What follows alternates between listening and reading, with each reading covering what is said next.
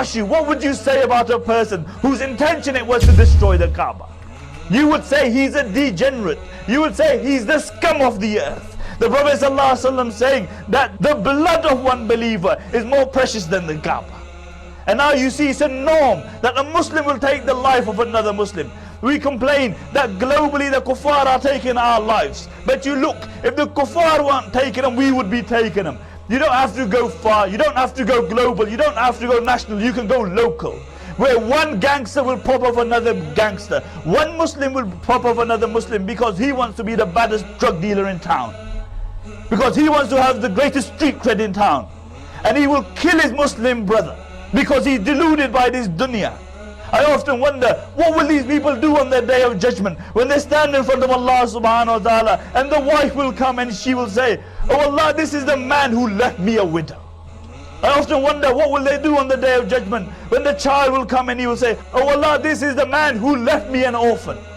In the time of the Prophet ﷺ, there was a Sahabi, he was in the battlefield and he was about to strike the enemy.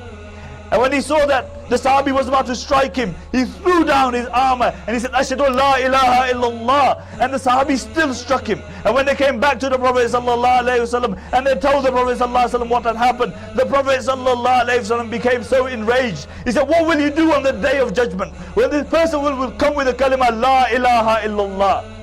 And the Prophet ﷺ repeated this again and again and again. And the Sahabi mentioned that when I saw the anger of the Prophet ﷺ, I said, oh, a messenger of Allah, he only did this to save his neck. And the Prophet ﷺ became more angry. And he said, Hal shaqaqta sadra? He said, did you slit open his chest to see what was in his heart? Did you slit open his chest to see what was in his heart? In some narrations, it is mentioned that this Sahabi was no other than Usama bin Zayd radiallahu anhu, the beloved of the Prophet. And other narrations mention that this Sahabi says, when I saw the anger of the Prophet sallallahu alaihi wasallam, I wish that I hadn't embraced Islam until that day. This was a kafir who was in the battlefield, and it's a possibility that he recited the kalima la ilaha illallah to save his neck. But look at the response of the Prophet sallallahu alaihi wasallam, because this is the value of a life of a believer. And now you see Muslims popping off other Muslims. Why? Because they want street cred. Because they want to be the baddest drug dealers in town. What will these people do on the day of judgment when they stand in front of Allah subhanahu wa ta'ala? What will these people respond to Allah subhanahu wa ta'ala when the person whose life they have taken stands in front of them? What will these people do? And the reality is many youngsters are very impressed by these drug dealers. You know, you drive a 50,000 pound car, you have a thick wallet, and you don't have to work a day in your life. And they see these people and they become envious. Easy way out. But let me tell you, Allah deprives these people of any barakah in their life. And this is a reality. I've spoken to these people. They have no barakah in their life. And the reason for that is that they're always watching their own back. Why? Because Allah makes their life a misery like they make other people's lives a misery.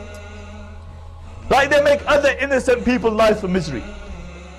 Have you ever seen a woman whose husband's a junkie and he comes home and he batters his wife black and blue? Don't you think Allah subhanahu wa ta'ala hears her cries? Don't you think this affects the drug dealer? Have you ever seen the child who's literally brought up an orphan because his father's a druggie and he has no time for his child? Don't you think Allah sees the loss of childhood? Don't you think this affects the drug dealer? Have you ever seen those parents who bring up their child with all the love and affection in this dunya, and they have lofty aspirations for that child, and he becomes a crackhead? And the same child who should have been the coolest of his parents' eyes steals and beats his own parents. Don't you think Allah hears the pain and the anguish which emanates from their heart? Don't you know that between the dua of a Muslim person and Allah subhanahu wa ta'ala there is no hijab? Allah hears it directly.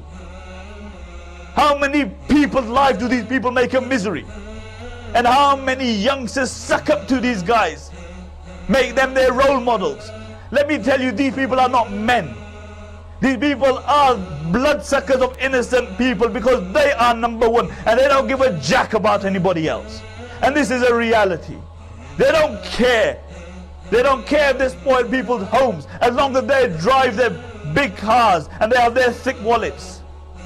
And these are not men. Let me define for you what a real man is. Not through my words, but the words of the Prophet sallallahu alaihi wasallam. The Prophet sallallahu alaihi wasallam was speaking to the Sahaba radiyallahu anhum, and he said, who is the strongest from amongst you? And they said, it's him who can overpower him. It's him who can overpower him. You know, like we say, it's him, you know, who pumps the most iron. It's him who knows Aikido.